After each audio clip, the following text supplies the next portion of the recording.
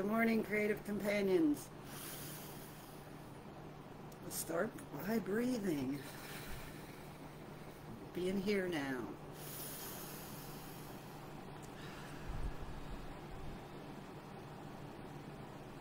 So let me know you're here. I like knowing you're with me. Here we are together all the time. This is Creative Companions, where we are exploring the book The Artist's Way by Julia Cameron, and we are on chapter 9, Recovering a Sense of Compassion. So whether or not you've read that chapter or know anything about what I'm talking about, you're welcome, of course, to join us here. We'll start, as we always do, by taking deep breaths, whether we're still moving about our space or we're settled in. Just start taking deep breaths in through your nose and out through your mouth. For this gathering, we're going to need our marker meditation journal, if you have one, or simply a blank sheet of paper. You need a blank sheet of paper and all the colors. You can use markers, you can use colored pencils, you can use paint, whatever you want to use. Gather those things. And yeah, just keep continuing to breathe in through your nose and out through your mouth. Get yourself a drink or something. Get your water, your coffee this morning. It's Sunday Fun Day, so we're just going to sit here and breathe and have fun and talk about recovering a sense of compassion, which my counselor and I have been talking about. Universal compassion, including yourself. Starting with yourself. So that's what we're going to be talking about. Having compassion for yourself, your fine self, your artist self, your child self, your own path, you know, grace and compassion. So we're going to do our meditation on that here in just a minute. Welcome. I'm glad you're here. It's only now. It's only ever now. Take a deep breath.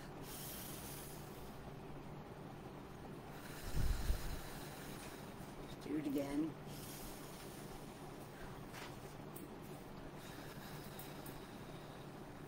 One more time.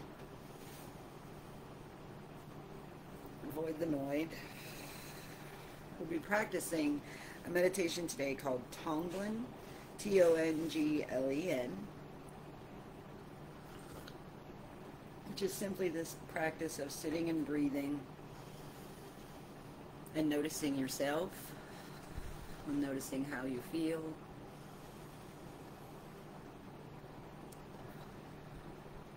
When you find any rough feeling spots in your consciousness or in your body, extending compassion to yourself, loving compassion, kindness,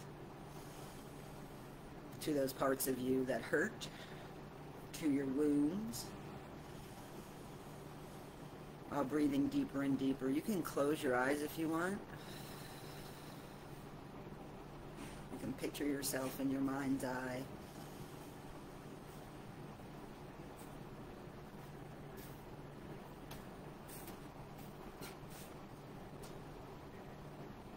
All we're doing is breathing in and out.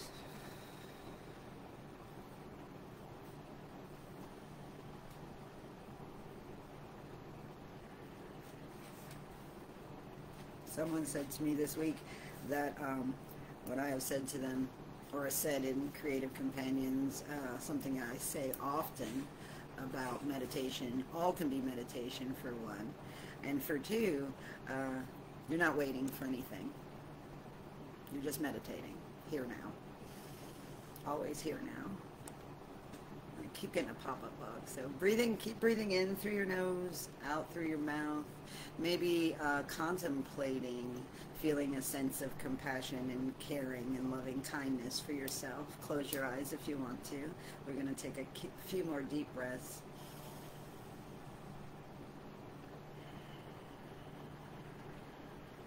You know, as you feel loving kindness for your physical body, perhaps that will cause you to move your position so your foot doesn't fall asleep. And as we go through our what's next going to be marker meditation, the idea is to just breathe and be here now with the colors and practicing the art of listening to the sound of my voice for a little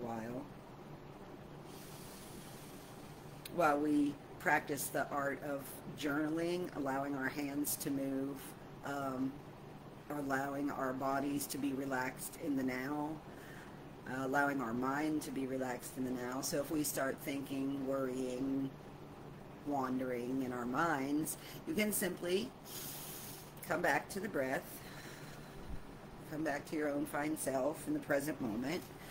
See what you're doing now. What are you up to? How are you feeling? Does your body need to move a little bit? Do you need to open your eyes now? A little bit ago I said close your eyes if you want to. Now open your eyes if you want to. You know, you do whatever you want. So we're going to start right away on our marker meditation part of this journey by addressing the blank page. And mine has some marks on it from yesterday, which don't we all? We have marks on us from yesterday. And maybe those are the things that prevent us from being here now, but we just go from there wherever we are. You just go from there. So I'm going to start with the pink marker today. And you can follow me and do what I do, or do it your own way. I'm thinking about opening the heart, because the heart needs to be open to be compassionate and to receive and give loving kindness. So I am going to start there, and I'm going to move the camera now so you can see my page. I'll put it up here, I guess.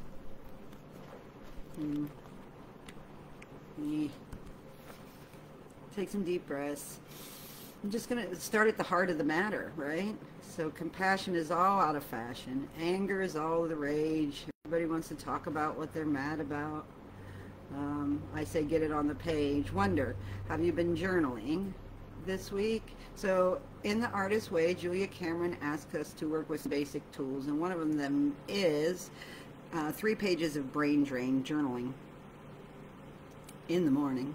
And just letting the hand move. So I put this big heart. Now I'm going to indicate my neck and shoulder there as if my arms were open wide. And then my torso and my hip. My arms are open wide. Torso and hip. You see? I'm turning it around for you. So, you know, you indicate yourself as the container for all this loving kindness and compassion. And we'll go from there. Keep breathing as you go. And I am going to start to read to you and talk to you about recovering a sense of compassion. Hello. You may keep your hand moving with the markers, and like I say, it's miraculous to watch what will come out today. And when your hand stops moving with the one color, take some deep breaths. Be here now with yourself, hear what you're hearing, and choose the next color. I go in the order of the rainbow, so what do I have? I started with pink, which would be red, so if I'm going the next way, I'm going to go with orange next. One of the most important tasks, this is a quote from the book, in an artist's recovery is learning to call things and ourselves by the correct names. Most of us have spent years using the wrong names for our behaviors. We've been calling ourselves lazy and irresponsible. That's cruel. That's cruel. Accuracy and compassion serve us far better than cruelty. I was gonna, where is it best for me to put my page so you can see? Right there, I guess. Blocked artists are not lazy, they're blocked. And we've talked a lot about those things that block us from our voice, from our heart, from true expression and compassion for ourselves. We go yellow next. The blocked artist spends energy on self-hatred, regret, grief, jealousy, self-doubt. The blocked artist doesn't know how to begin with baby steps, allowing oneself to be a beginner again. Just go around and trace what you've already done. I'm going to outline the self figure with this yellow too. How do you do? Take a deep breath wherever you are. Continue to breathe in through your nose and out through your mouth as we talk about recovering a sense of compassion. Do not call the inability to start on an artistic project laziness. Call it what it is. Call it fear. Fear is the true name of what ails the blocked artist. It may be fear of failure. It's likely fear of success. Often, it's fear of abandonment. To go squarely against your parents' values means you'd better know what you're doing. You better not just be an artist. You better be a great artist. Or whatever it is you're trying to be in life. You better be good at it. You know, if you dare to try it, those are hurtful thoughts. We're always yearning for new creative goals, you know. Don't feel guilty for trying them. Our guilt demands that we set a goal for ourselves right off the bat and that we must be great, like right now. Maybe you're thinking this little marker meditation, good morning y'all, glad you're here, must be great. The need to be a great artist makes it hard to be an artist at all. The need to produce great work of art makes it hard to produce any art at all. You must give yourself permission to begin and go slowly. This step too must be rewarded. Setting impossible goals or enormous goals creates fear, which creates procrastination, which we then call laziness. It's just fear. It's all fear that's blocking us. So we use love to banish that fear and enthusiasm. I'm going to switch to green. I'm glad your hair is still clowning around. I'm going to try the green marker now. My glasses are crooked. It's hot here, you guys. I don't know if it's hot where you are, but we've been sweating a lot. I'm going to talk about, it don't mean a thing if it ain't got that swing as a quote on the next page, you know. Art evokes the mystery without which the world would not exist. Yeah, so let's add some green here to the center of this. You can always go back to the center. Are you still breathing? I wonder if you wrote in your journals if anyone's been practicing that, and we'll talk more about that here in a little bit, but I'm always curious. And what about that artist date? I'm getting better at it, you know. That's the other one of the basic tools that Julia asks us to utilize is an artist date. Artist dates help you feel great. What things do you do to feel better? Well, an artist date is just taking yourself out and doing something fun just for fun of it, you know? So, enthusiasm. It takes so much, I'm reading again from the book. Take a deep breath. It takes so much discipline to be an artist, we are often told by well-meaning people. What a temptation. What a seduction. They're inviting us to preen before an admiring audience to act out the image that is so heroic and Spartan and false. As artists, grounding our self-image in military discipline is dangerous. In short run, discipline may work, but it'll work for a while. By its very nature, discipline is rooted in self-admiration. Over any extended period of time, being an artist or being a fun human requires enthusiasm. Enthusiasm is not an emotional state. It's a commitment, a surrender to our creative process. I like that. A loving recognition of all the creativity around us. Yeah, if we think of creativity like an energy flow that we can tap into, and you know, we have the ability to create and make it great, well then, why wouldn't you take an artist date? Why wouldn't you create? So our artist child can best be enticed to work, quote, quote, by treating work as play. That's how we do. Remember, the art of living is a process. The process is supposed to be fun. For our purposes, the journey is always the only arrival. May be interpreted to mean that our creative work is actually our creativity itself and at play in the field of time. At the heart of this play is the mystery of joy. So, you know, my friend Elle said to me, bless your heart and rest in peace to your person. That happened this week. Anyway, Elle said to me, build your joy bubble, Kim. So I think I'm going to write joy in the middle of my heart space there this time.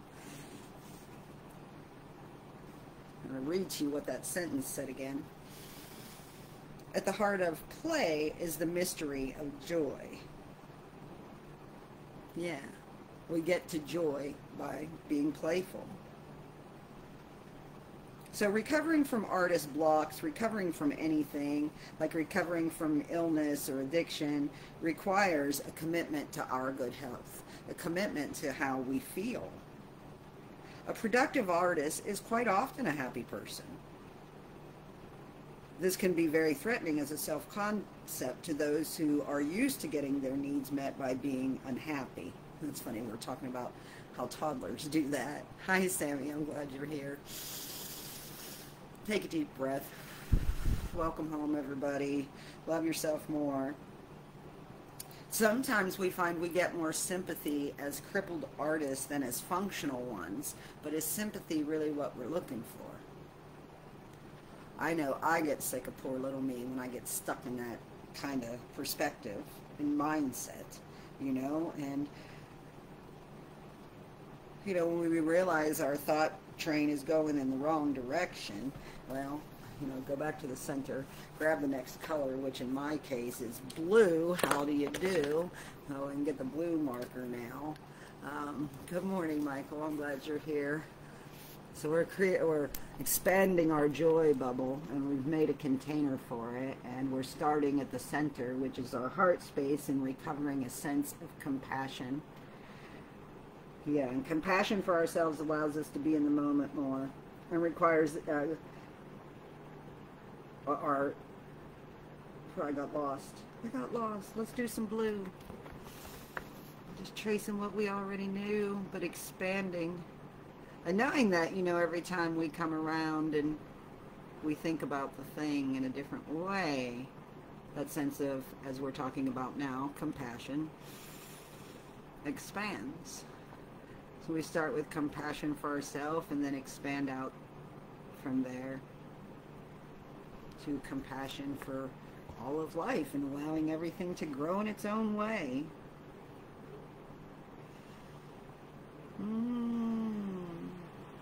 Sometimes and I'm reading again, sometimes we're more comfortable being a victim of artist block than risking having to consistently be productive and healthy and to do our healthy routines. You know, as I've learned how to deal with myself and my mental issues or whatever, my life path, I've learned that my self-care practices, done routinely, whether I feel like it or not, lift me up and help me be more present, help me be more loving, kind, compassionate. So the point is, we have traveled light years from where we were when we were blocked. We're now on the road, and the road can be scary. So we begin to be distracted by roadside attractions or detoured by the bumps we hit. Here's a quote. It says, man is not free to refuse to do the thing which gives him more pleasure than any other conceivable action. You know, art evokes the mystery without which the world would not exist. So in dealing with our creative U-turns, we must first of all extend ourselves some sympathy. We come up to a creative jump, run out from it like a skittish horse, then circle the field a few times before trying the fence again. Typically, when we take a creative U-turn, we are doubly shamed, first by our fear, and second by our reaction to it. Again, let me say, it helps to remember that all lives have these creative U-turns when we like just turn our back on ourselves and don't do it anymore. I had one recently. You might have saw the post. I made a really sad face. I've been crying for days. Yeah, this is a good sentence to help you feel better. A successful creative career is always built on successful creative failures. The trick is to survive them and keep going and keep going and keep the light lit, you know? So if we think about our joy bubble and our heart space as a light and come back to our marker meditation, I'm going to grab the yellow again. I haven't used purple yet, but we'll get to that.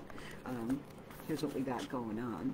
So I'm just going to make the light now come from center and come out from there, extending a sense of love and compassion emanating from our little joy bubble. You know, so talk about things that make you feel joy. Spend moments doing things that make you feel joy. There you go. Oh boy. Take some deep breaths. Hope you're still breathing. Well, if you're here, you are. So have compassion. Creativity, not time, will heal your creative wounds. So getting to the creative thing, getting to your canvas, getting to your music, getting to making that thing that you want to be making. I still find it interesting. I've been at this for so long, talking about the artist way, living my life the artist way, and how I still put off doing that thing that I so want to do and tend to want to fill my time and space with things I think I'm responsible for, but most of the time I'm really not. And if I follow the feeling and do what makes me feel good and have it in an effort to feel better, well, I'll be playing in the colors then. And the beautiful things that we create when we give over to that. So have compassion for yourself and those creative U-turns that you took. They were born out of fear. Fear of success or fear of failure, it doesn't matter. Fear of being seen, you know, whatever it is. So have compassion for yourself. And also know, I'm going to read again, once we admit the need for help, that help arrives. The ego always wants to claim self-sufficiency. It would rather pose as a creative loner than ask for help. Ask anyway. You know, teamwork makes the dream work. Can't do it by ourselves, so... You know, and it gives, when you ask for help too, it gives that person around you an opportunity to be the helper. So faced with a creative U-turn, ask yourself, who can I ask for help about this? And then ask them, you know, when you realize who they are. Blasting through blocks. In order to feel freely on a project, an artist must be at least functionally free of resentment and fear. I'm sorry, I'm going to read that again. In order to work freely on a project, an artist must be at least functionally free of resentment and resistance, which are anger and fear. Well, what do you mean by that? We mean that any buried barriers must be aired before the work can be produced. Well, that's not what it says. Why am I having a hard time reading? We mean that any buried barriers must be aired before the work can proceed. Okay. The same holds true for any buried payoffs to not working. Blocks are seldom mysterious. They're instead recognizable artistic defenses against what is perceived as a hostile environment. So your artist is just scared to come out. Remember, your artist is a creative child. It sulks, it throws tantrums, holds grudges, harbors irrational fears. Like most children, it's afraid of the dark, the boogeyman, and any adventure that isn't safely scary. As your artist's parent and guardian, because, you know, you're grown now, so as the big brother, the warrior, the companion, it falls to you to convince your artist that it's safe to come out and play now. So how are you doing that? Well, one way you're doing that is showing up in the artist's way and reading this book and doing the things at the end of the chapter. Here's a nice quote by Charlie Parker. Take a deep breath. Keep your hand moving on your art. I can't wait to see what you're creating with your markers today. A quote by Charlie Parker says, music is your own experience, your thoughts, your wisdom. If you don't live it, it won't come out your horn. So you gotta toot your own horn. Or you toot your nose, or whatever you do. So, as you know, I've used my Artist Way book for years, like, I don't know, 20 at least, maybe 30. But I find it interesting to look back at the things that I wrote. So one of the things Julia asked us to do at the end of this chapter is ask your artist to list any and all fears about the project or piece of work connected to it that you're thinking about. So years ago, I wrote, traveling art. I am afraid that I won't get into any shows, that my art won't sell, that I don't know how to buy, drive, or take care of a motorhome or RV. Those were my fears. I've done all those things. I have new fears now. And that's how it works. And writing them down, I wrote, I am doing it anyway. I do not let the fears stop me. Be really whole, and all things will come to you, says, I can't read that name. It says, make your deal. The deal is, okay, creative force, you take care of the quality, I'll take care of the quantity. And that creative force flows through everybody, and we believe that we're all creative here. You know, so say good things to yourself, be nice to yourself, be your cheerleader and champion, and have compassion for all that you've gone through that got you from there to here now. Here now. Here now. We're all fine. We're in a joy bubble. Thanks for being here in my joy bubble. Let me get my purple marker now. See what else I have written down here. Take some deep breaths. You can always return to the breath during your creative endeavor. You know, sometimes you're creating this thing and you like feel that creative genius in you speaking, and you start to get nervous. And then your hand starts to shake and, oh, boop, you mess up. You didn't mess up. It's okay. Just take a deep breath. And continue on. So Julia says, take time now on week 9 to read some of your morning pages that you've been writing. And take heart. You might notice a alarming tendency toward black and white thinking. You may acknowledge some tendencies that you wish to change. Highlight them with a magic marker. You know? Compassion. Have compassion for yourself. You know, if we are works in progress indeed, well, there's always work to do. And some days are for rest. You know, we don't allow ourselves the time we need to rest and process. Oh, I thought I was showing you my page. I got the purple now.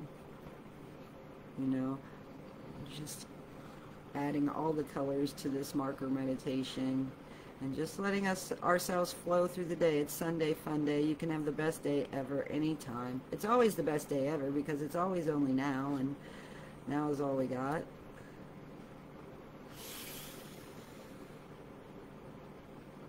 So let's see what else we got. So we learn to do something by doing it. There is no other way. We learn to be here now by being now here, which is nowhere. Even when we're lost, we're now here, nowhere. So we're always now here.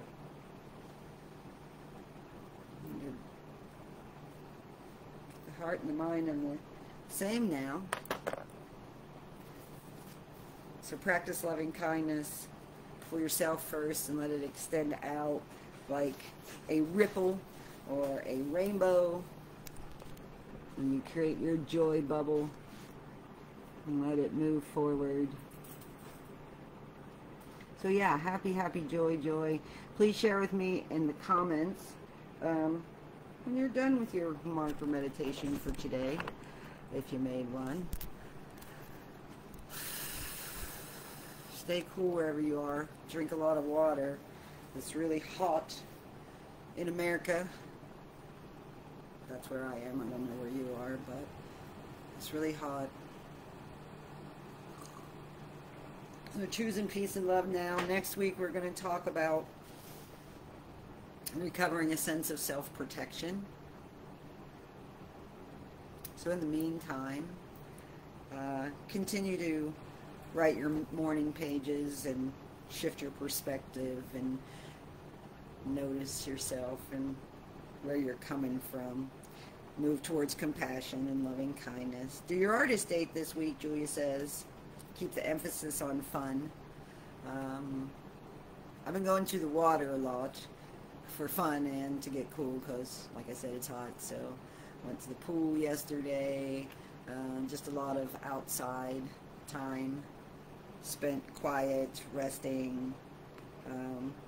Watch for the synchronicities to show up on your path, letting you know you're headed in your direction. You're getting closer to it, you know. That's, I think, what we got for you. So thanks for being here. Take some deep breaths. I'm going to show you my sketch. I'll post it when I finish. Sign it when you're done. And mark the date so we know you were here now, too. So we only got a few more weeks to go on the Artist Way. Appreciate you being here. Peace out.